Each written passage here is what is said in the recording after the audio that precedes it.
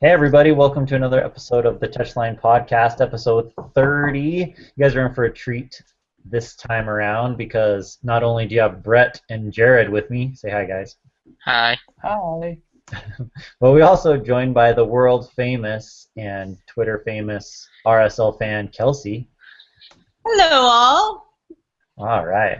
She is world famous RSL fan, but also happens to work for Sacramento Republic, which is all right, right?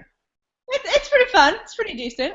Yeah. So we're delighted to have her on the pod today as well. Hopefully she'll make one or two extra people listen to the show over the one that normally does. I'm just kidding.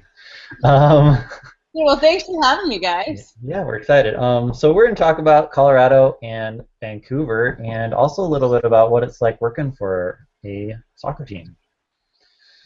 So, Colorado, guys, we got the 1-0 win. I think Jared was the closest. What did you predict? 2-0? Yeah, I think I predicted 2-0. Yeah. Which is what it should have been because Ura's goal should have stood. Yeah. Good Poor, job. poor guy got robbed. That's happened a couple times so far this season. He's had good goals called incorrectly offside. But were you able to watch the game, Kelsey? I was. Thank you, MLS Direct Kick. It's the best thing ever. It's great to be able to watch all the games, even if it's not our broadcast crew. Yes, indeed. No, I'm really lucky too. I also have live stream, and so I will stream and listen to it like on my phone if I'm not at home, or put on Direct Kick at home in my apartment, being the lone RSL fan here in Sacramento, probably to watch. Oh, there's a handful. I know some folks that root for RSL because there's not an MLS team in Sacramento. Yeah, I know I've met like one or two. There was a family that came to our game once in RSL gear, but they didn't come to the Monarchs game. I got really excited. I was like, oh my gosh, RSL fans! Probably scared them, running up in excitement. Was the dad pretty tall and did he have glasses? I don't remember that well.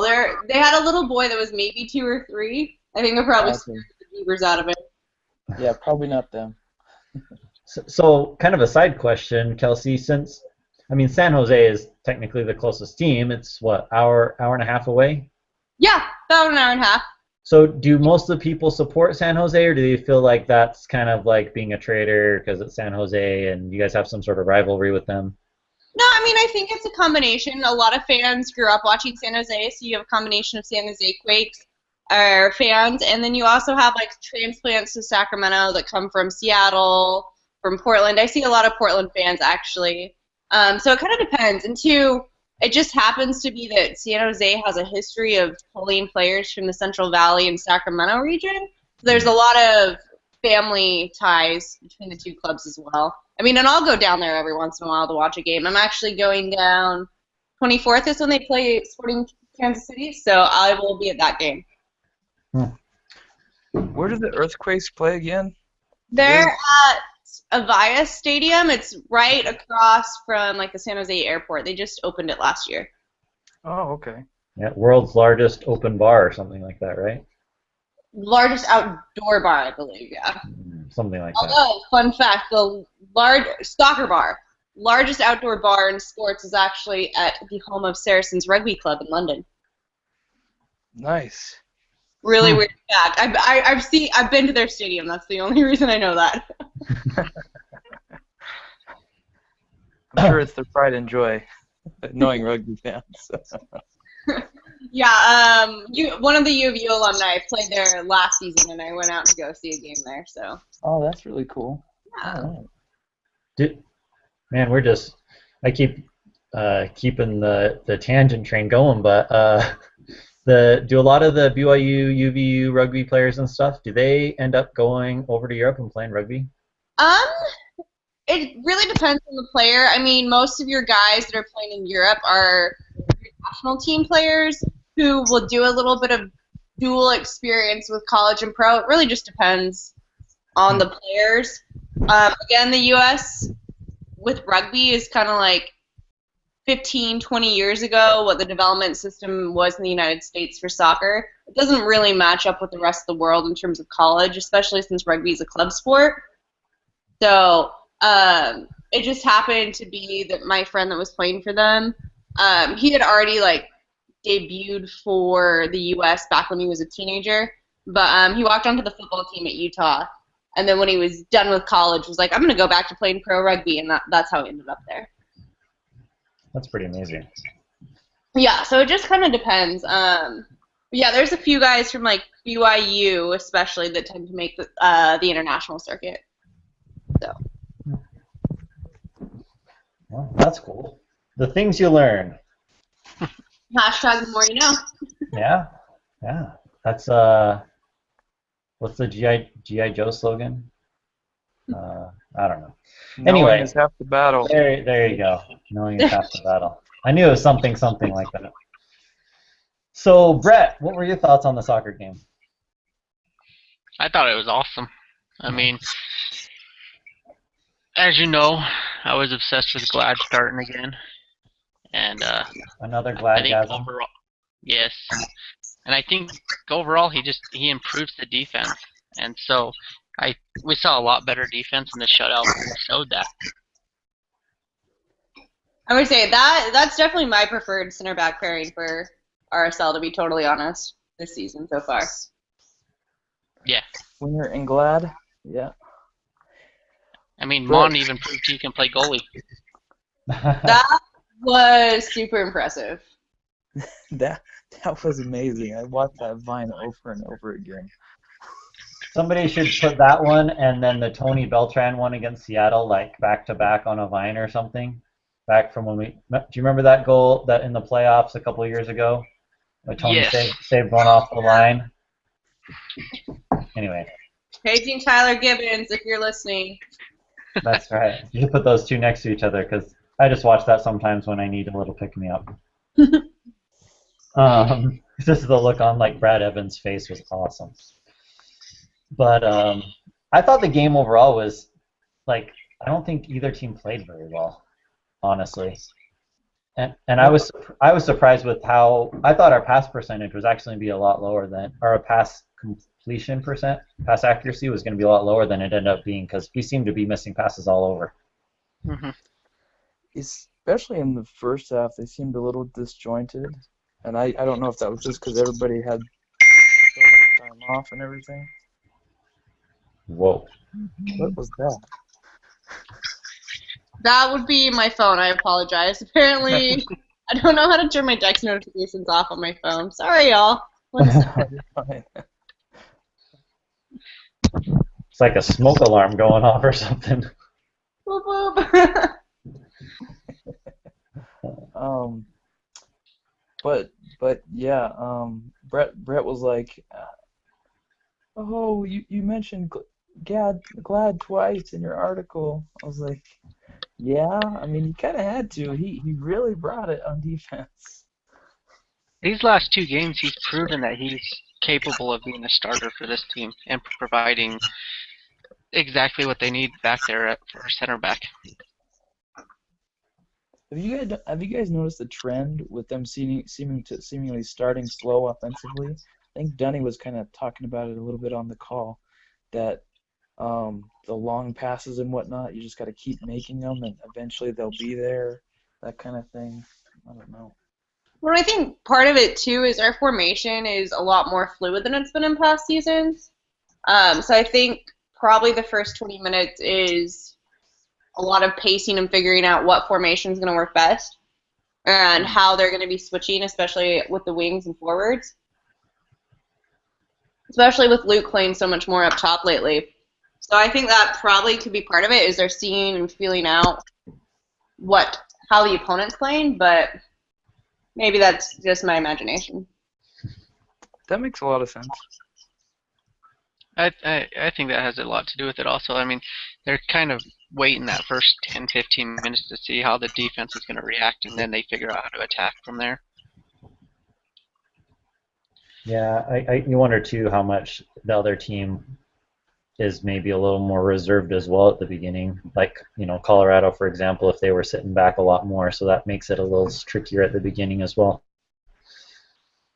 But one thing about GLAD that I wanted to ask you guys about, so my seats are behind the north goal, and I kept noticing when he was on, our side of the field, he kept making these blind passes over to Wingert or Phillips, and there almost every single time the Colorado guy was right there, almost like waiting to poach that pass. Did you guys pick that up on the TV at all? Did it? I mean, I kept freaking out because I thought he was going to have a bad turnover, but did you guys notice that at all? I think because you were closer to the action, you probably picked up on it more than I did. I mean, I think it's good. He liked to play out the back end. I'm not hating on GLAD at all. It seemed like there were 2 or 3 times that game where he made passes without realizing the other team was right there. So. That's interesting. That kind of makes you wonder if that's what Gassar was complaining about. They played poor defensively. What? You had a shutout. What? Yeah, I mean, but Colorado did have quite a number of chances. We talked about Mullen's save off the line essentially, and they had several other ones. So. It's true. They did have some. I think it's definitely too bad that we scored our 1 goal off kind of a fluky play.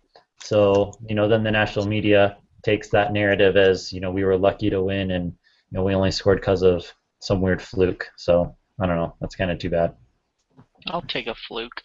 Yeah, I'm not complaining. 3 points is 3 points. I'm preferring to go with the sleeping dragon narrative, so let the media take as long as they want to figure that aspect out.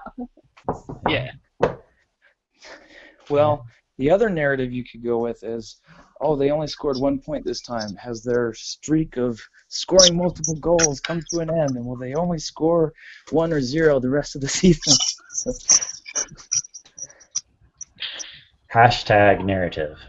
And I'll destroy that narrative because they should have had 2 goals. It's true. Exactly. Yeah. So this next coming game on Saturday night, we're playing Vancouver.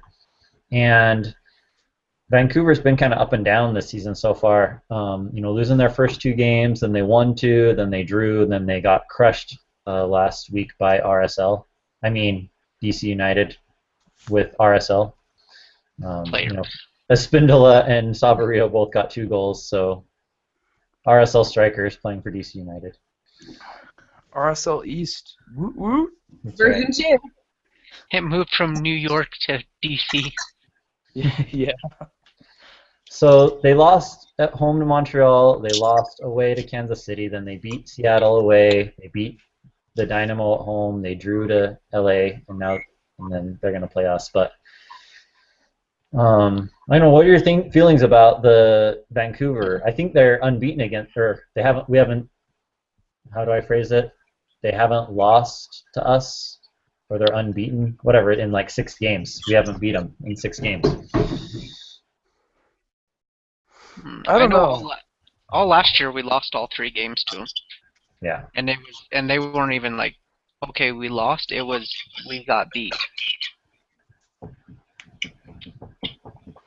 Yeah, but watching them this season, new year, new team, I haven't been necessarily impressed by any of their performances. Especially when you look at say beating Seattle or drawing LA, it's not a whole lot of basis to necessarily evaluate performance, especially when we're unbeaten. So they've been up and down, but we're also unbeaten. So who would you consider to be more consistent? I'd have to go with that. Yeah, for sure. And they got rid of Darren Maddox, who, his speed is always a concern. They still have, what's the other guy's name? Oh, man. You're going to make me look it up. The other fast guy. Anyway, they do have Blas Perez, our favorite guy to smash in the face with a frying pan. But, Sheriff? No. Where the crap is there's their roster. So we got Morales, Listed, Perez, Mana, Kudo, Yeah, Mane. Mana, Mana or Mane, whatever you say.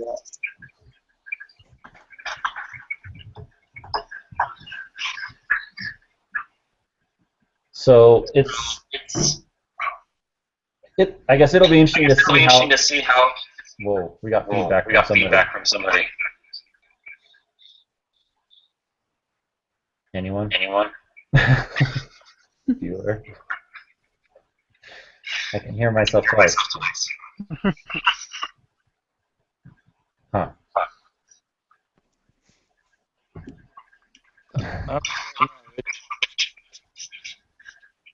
Oh wait, is Brett still there? Yeah, it is. Yeah, I'm still here. That's really weird why it's feedback.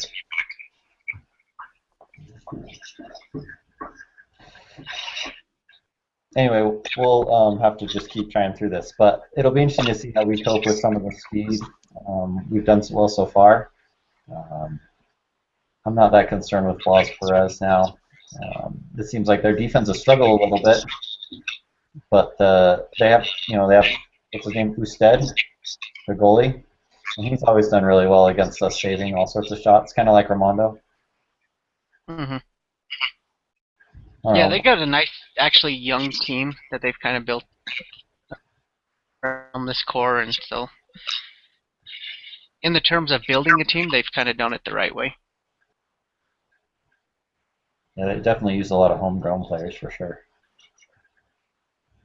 What do you think, Kelsey? Have you watched any of their games? I haven't really seen them play. I actually have not seen a single Caps game this year. I did watch their 2 team on Sunday, but not quite the same thing.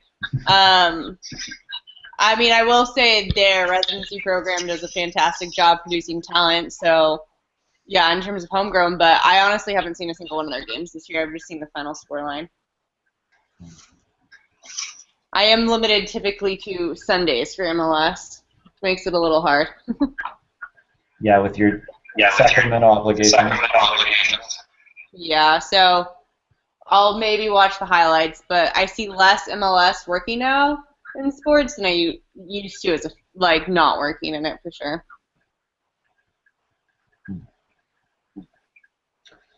Well, Jared, you want to give us a... I think it's your mic, Rich. Something. That's better.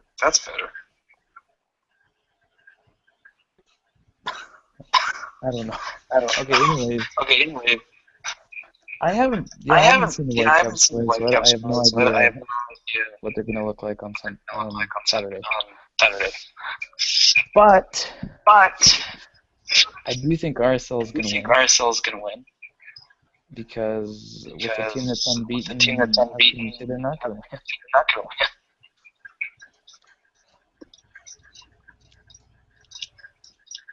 Hey, Kelsey, let's try muting your mic.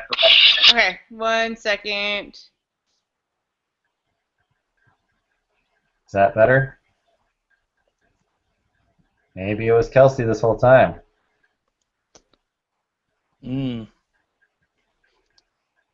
Dun dun dun. Was it me? Am I the guilty party? Yep. Could it be my computer making really loud sounds? Because that could very well be it. I don't know. Maybe. We're still getting feedback.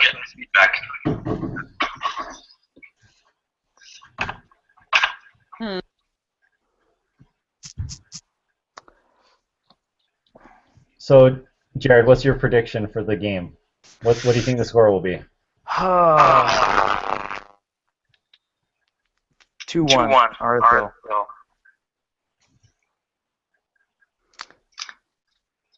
I think we've only scored 3 once this year. Or have we? Wait a minute. No, we haven't scored 3 yet. No, we haven't scored 3 goals. What about you, Brett? I'm tempted to go 3-2, but I don't know.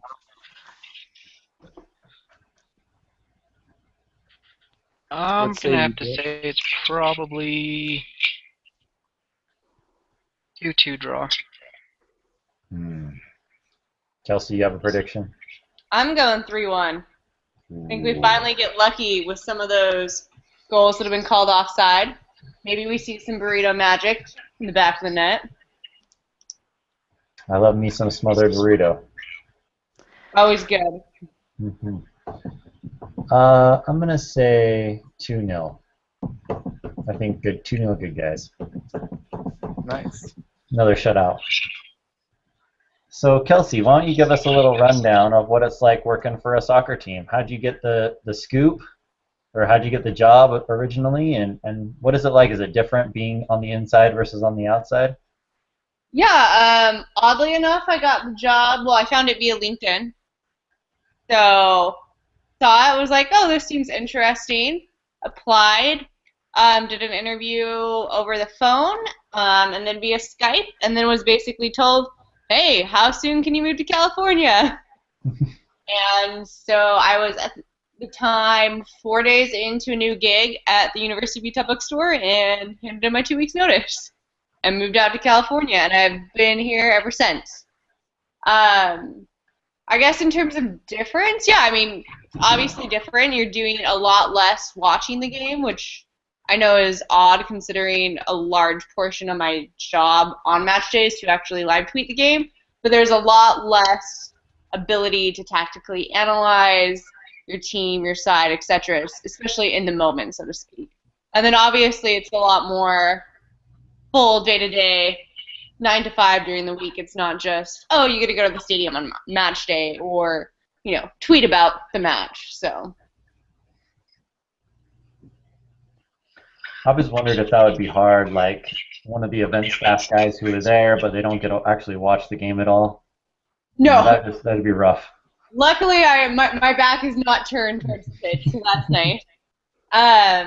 Yeah, it's definitely different in terms of what you're seeing working the event than like attending the match. There's a lot less, at least for me, there's a lot less emotional investment almost in terms of like the anxiety because I'm objectively watching or tweeting the match versus as a fan, I really enjoy the adrenaline rush that comes with watching not just soccer, but I mean, University of football really likes to string me out in the third and fourth quarter. So either of those, it's just kind of a different mentality that you have watching the game, I think, in the front office, especially since my responsibility is literally to provide play-by-play online.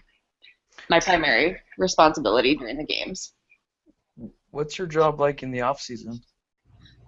It's still 9 to 5:30 Monday through Friday. We do a lot of events too. Marketing is definitely kind of the outlier in terms of schedule, just because we're at local concerts. We'll go do tabling events, player appearances.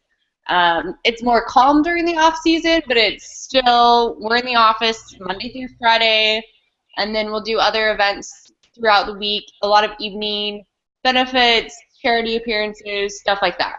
So it's definitely more creatively finding ways to engage your audiences during the off season, just because during the season you obviously have the natural storylines of wins, losses, players getting injured, players coming back from injury, all that good stuff kind of goes away in the off season. So it's more of a finding storylines that you can tell creatively that keep your fans engaged and looking forward to the next season.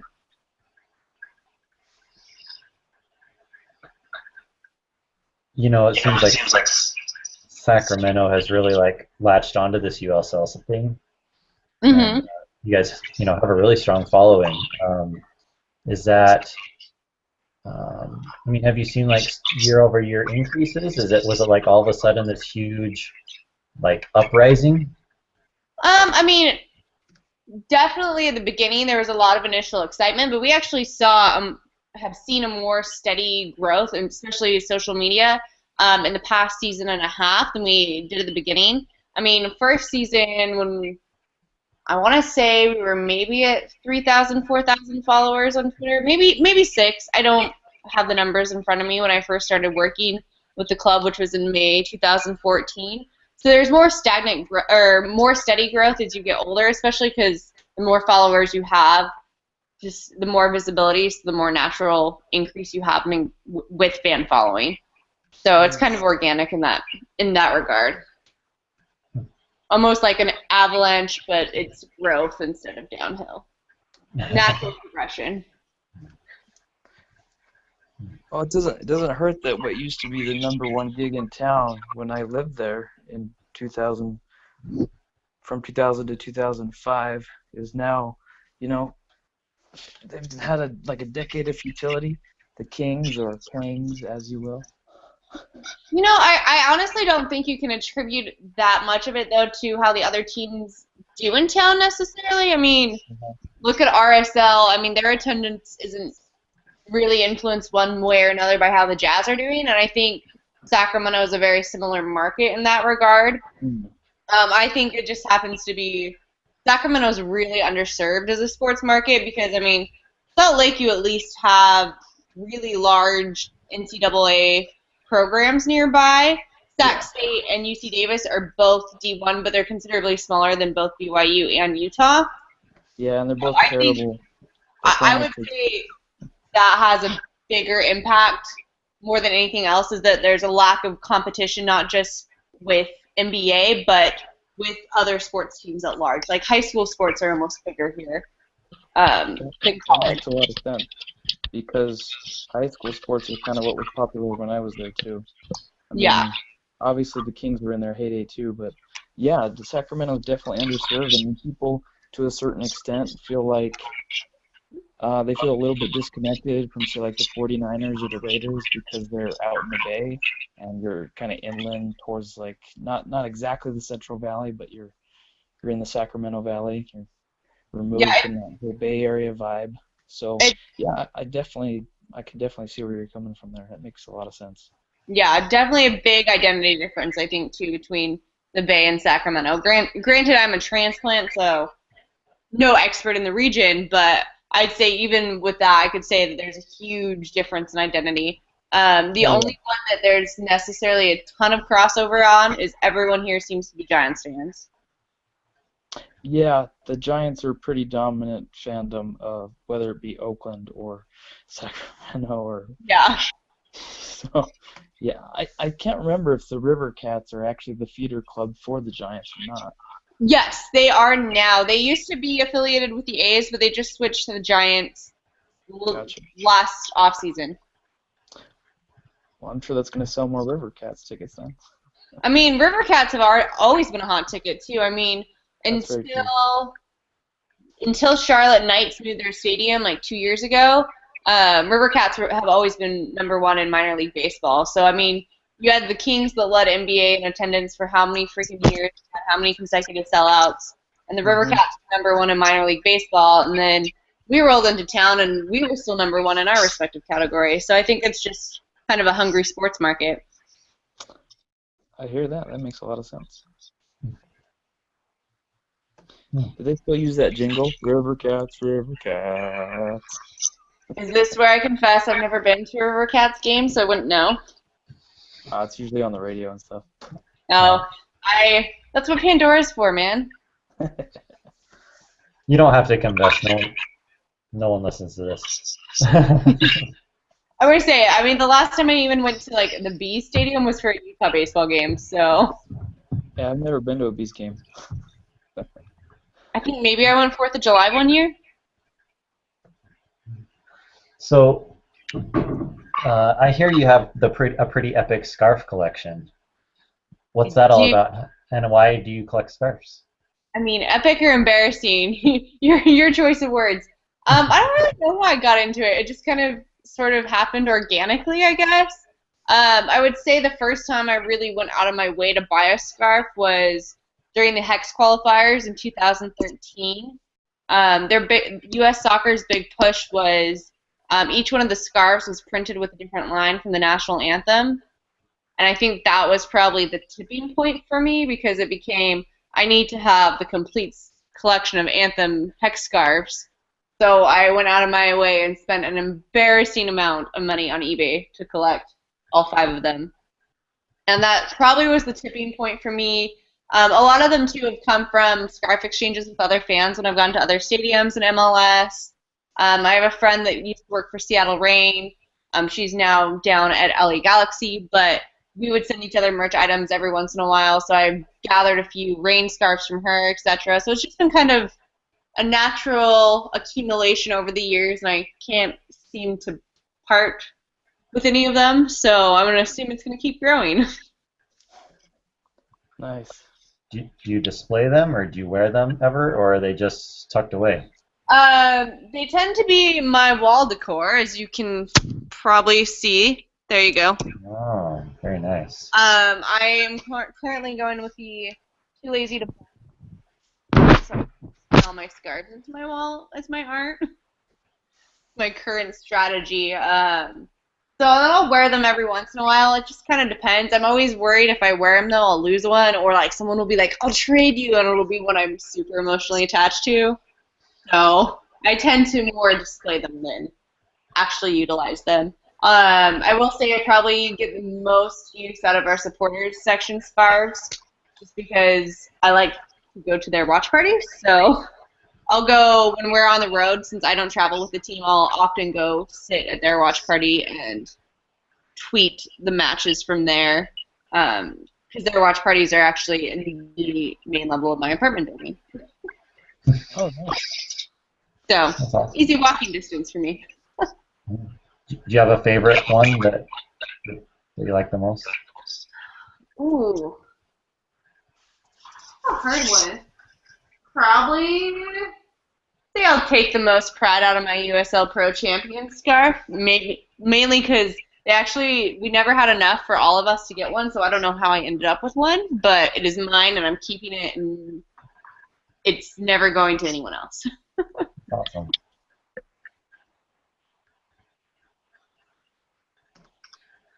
Brett, you've been pretty quiet.